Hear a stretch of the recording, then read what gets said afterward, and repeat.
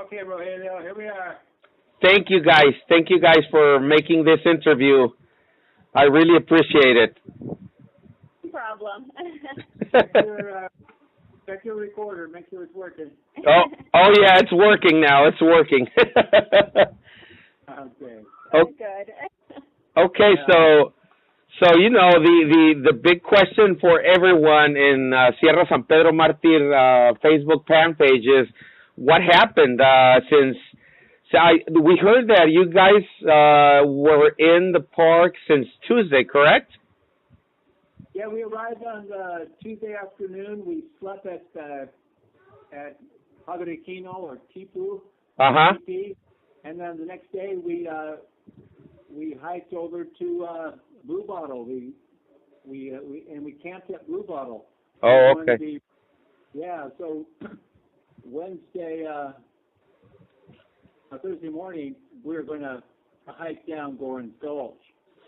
So Tuesday you did Padre Quino, and then Wednesday Blue Bottle, and then Thursday you went down. Yeah, we thought that would be the Gorin's Gulch, and that might be a 5-hour hike down, and then we were going to rest all afternoon, and the next day we were going to climb Picacho del Diablo, which would be on Friday, and climb the peak, and on Saturday we'd hike out.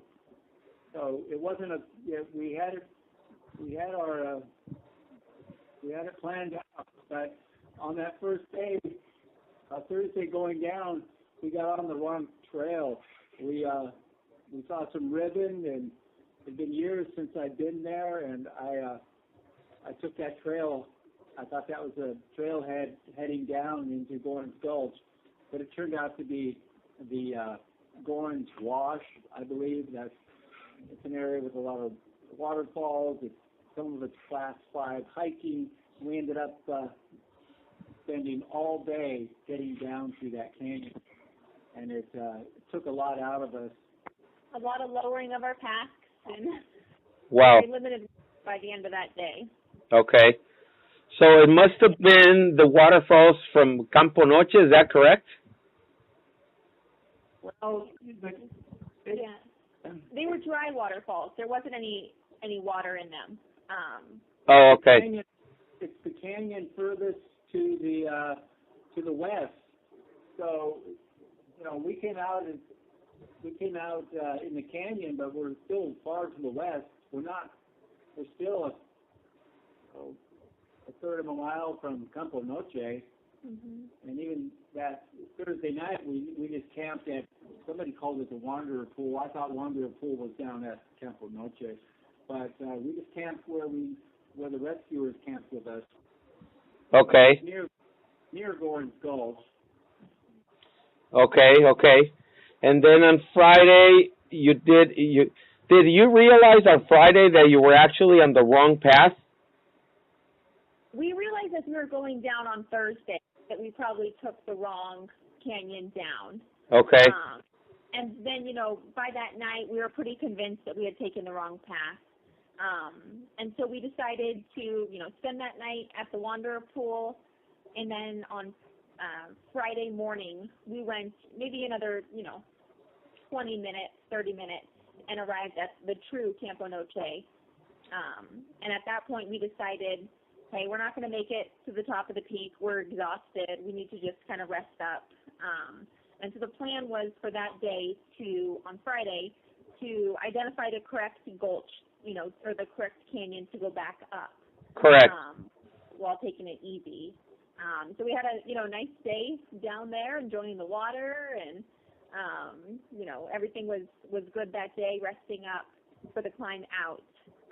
But then we saw some pink tape down there at Campo Noche, and we thought it matched the pink tape that we saw at the beginning at Blue Bottle. So we thought it would match up. So we ended up taking that path. And that turned out to be another 12-hour hike up, turned out to be the wrong canyon, more of a Picacho del Diablo route, as opposed to, not in the direction of Blue Bottle. And that night we ended up, reaching the top, realizing, hey, we're in the wrong spot. We found a cave up there and, stayed the night there. and then, you know, all the while, very limited water, and, you know, it's going to be too much to traverse over all those ridges. So my dad said, hey, we need more water, so let's get back down to Campo Noche. And so we took, you know, a really similar route back down to Campo Noche, got there around 4 o'clock, and this is on Sunday. About 4 o'clock on Sunday, got back down to Campo Noche. Easy. And then by that point, you know, we were like, well, we know what canyons to not take, and we figured, well, there's only, you know, a few left, and we had a pretty good sense that we knew how to get out from there. Yeah. So Wow. Saturday, Monday morning, we're gonna get out this time. We're gonna go out Goran's Gulch. We went out. We took that canyon. Wasn't sure about it, but we stayed on it, and it turned out to be Boulder Wash. And, so Monday we hiked all day, and we got to the top of Boulder Wash, and we realized we're one canyon away from Blue Bottle, but those ridges are nearly impassable unless you got ropes and ready to rappel, and we were getting pretty tired by then. Wow. So what's the gully or the wash that you're mentioning? How do you abbreviate that? Boulder Wash. No, the other one. The other one that you're mentioning. You know, I think I called it.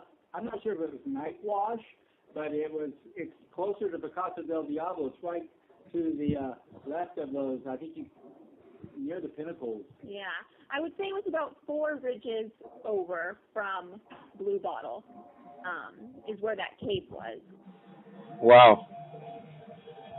I'm trying to look for it here on Google Earth, and the only 3 ridges there are west from Blue Bottle is, we call them Tres Palomas, 3 pigeons.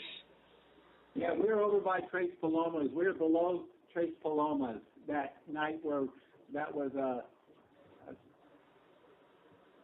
Saturday night at Tres Palomas.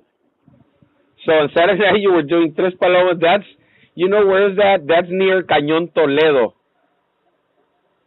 Oh, Cañón. Toledo Canyon, yeah. Toledo Canyon. Okay. So that's probably. Yeah. So most possibly you guys were maybe taking a turn down to Cañón Toledo. You realized on Saturday, right, that you were on the wrong path. Yes. For sure, and you slept on the cave that night. Yeah. Yeah. So by that night you were almost on 5,000 feet of elevation gain. You were on your second peak. Wow. I know, it was, we were, So, beautiful cave. We could look across and almost see the observatory, and we're looking parallel to the stars. It was very comfortable. Instead of looking straight up at the stars, we were looking across at them. It was like a movie theater. It was really nice. Wow, amazing. Incredible. Yeah, and we could see a light from the observatory blinking the entire trip, you know, from any of the peaks that we were at. That was kind of a comforting sight to see, you know, civilization. Exactly. You know, if you ever need a rescue, you can always tell your followers that at night a fire could probably be seen from the observatory. So if rescuers drove up there and just scanned the canyons, you might, you know, with a pair of binoculars, or you might see a fire at somebody's, at least give you an idea where they are. Yeah, for sure. Yeah, from Blue Bottle down Cañón Toledo, there's actually like, I don't know, like three or four ridges before Tres Palomas, and maybe you were guys down there looking for your way back to Campo Noche, and that was on Sunday, right, when you made it back to Campo Noche? Yeah. Right, yeah. Wow, that's amazing. You guys were if you reach down Cañón Toledo, or maybe not Cañón Toledo all the way down, but I mean, maybe you guys were at 6,900 feet, and then you gain.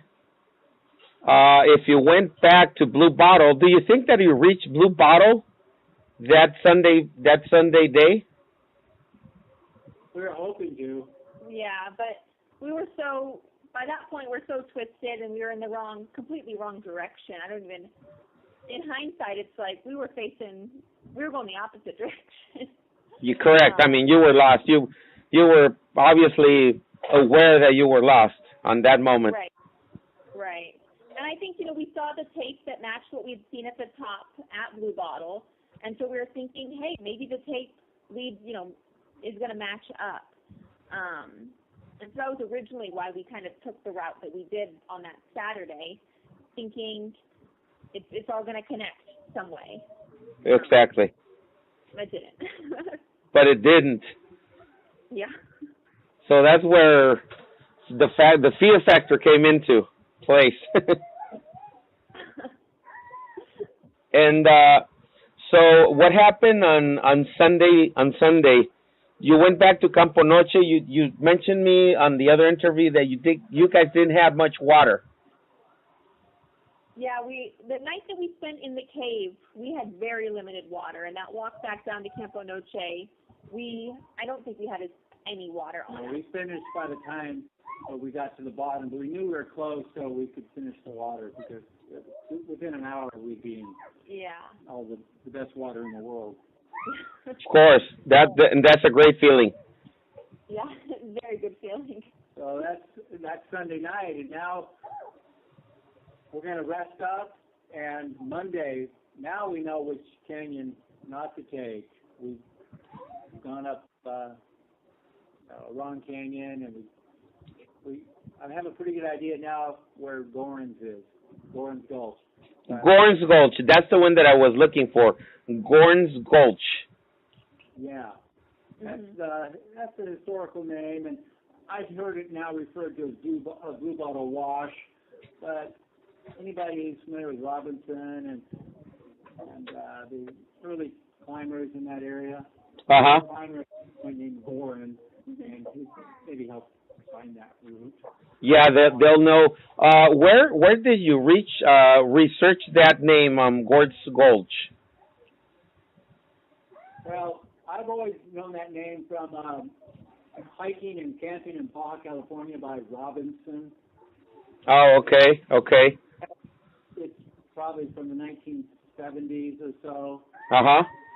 But it's a little history, and they also do Laguna. Okay, so it's a book from the 1970s. Yeah, hiking in Baja California, hiking and climbing in Baja by Robinson. He was a teacher at Costa Mesa Junior College. Robinson, okay. Pretty good book. Very old school, but he talks about the Sierra Juarez, Cañón Tahoe. Cañón Tahoe. He talked about Sierra San Pedro Martir and the milling ranch, and talked about the rescue in 1967 of the Kellogg group. A helicopter had to come in from San Diego to do a rescue in 1967. Oh, okay. The Historia.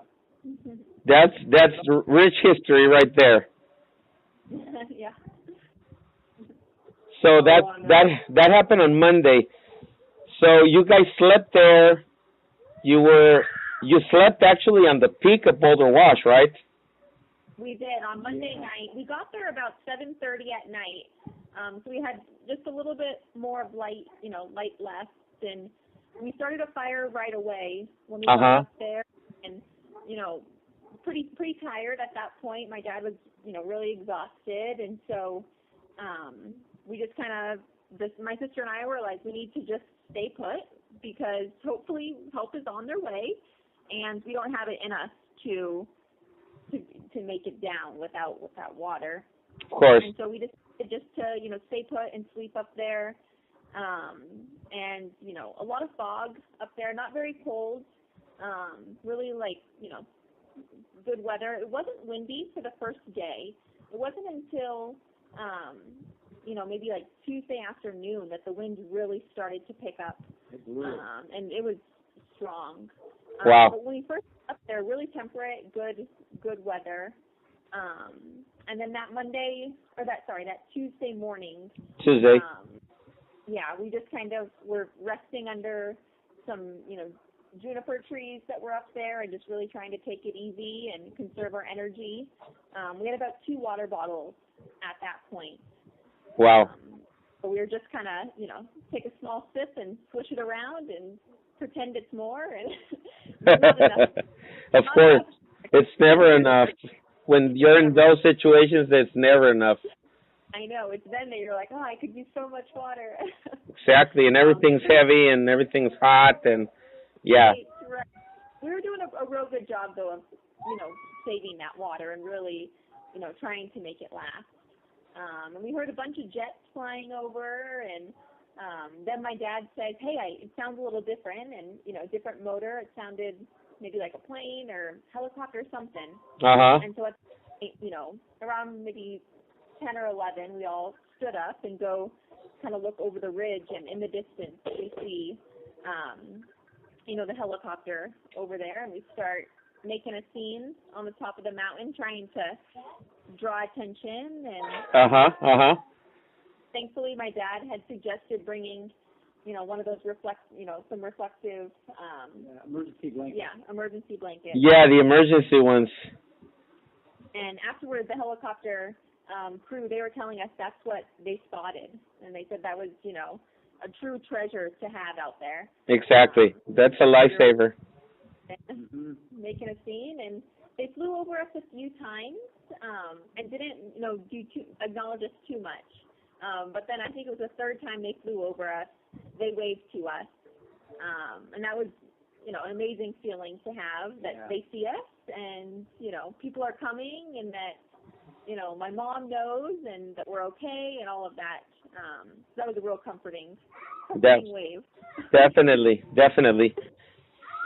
So on that was on Tuesday, 10 a.m. At what time did you guys got in touch with the first responder or the first human being that you saw?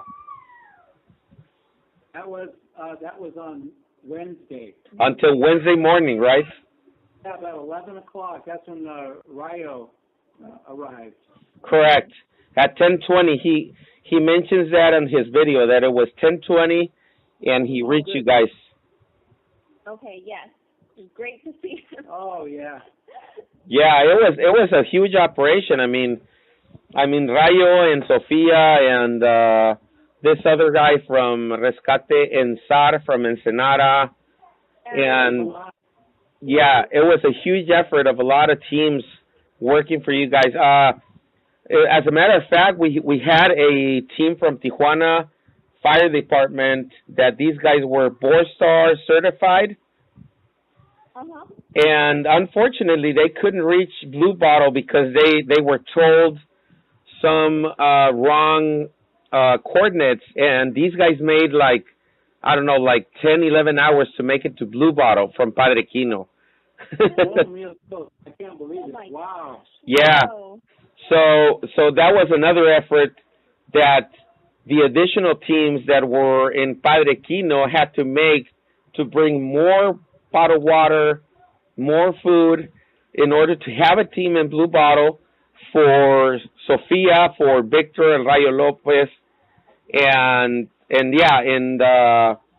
Tomas Valle and this other guy, Julian Orozco from Ensar. And yeah, it was a huge blessing that you guys were found in so good condition. I mean, yeah. One more day would have been pretty bad. I know. I mean, I saw the images when you were taking the IVs, and that was so refreshing, wasn't it, Morgan? Oh my God. I really needed that. I was dehydrated, and that was helping me, start getting some strength back, because I needed my strength to hike out there. at that point, when you received the IVs, how many? Because we knew that you were in the sugar condition that you have. How many vials did you have for you in your pocket? How many days left? Yeah, I brought extra insulin with me, so I had 2 vials of the fast acting. I had plenty of insulin, but my glucometer, I was running out of test strips. Oh, okay. Yeah, he didn't have any test strips. That's toward the end. Wow. So you always need to. I was using a glucose monitoring system, and it failed me down there for some, I'm not sure why, and I didn't have enough test strips. So if you're diabetic, always bring backup test strips and really monitor yourself. That's definitely lessons learned for everyone. Yeah. Definitely. Usually hiking that hard, your blood sugar doesn't get that high because you're doing so much exercise. But I think with the stress and dehydration, maybe that added to it. Mhm. Yeah, that's amazing. Wow. So that's an amazing story. Thank you guys for letting us know your experience. I don't know if you want to add something to the interview. I know that this is the second one. And thank you so much for being there. Yeah, we're just so grateful. I think we're still learning about how huge of an operation it was.